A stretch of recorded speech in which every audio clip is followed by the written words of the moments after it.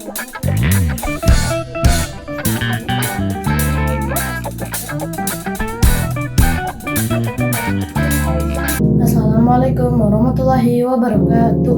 Wasta abdi Rafa Azikri di kelas 4B STN Kolet 2. Abdi bade ngabacakeun puisi Sunda anu dijudulna Barusuh Kuring. Barusuh kuring karya Rafa Azikri.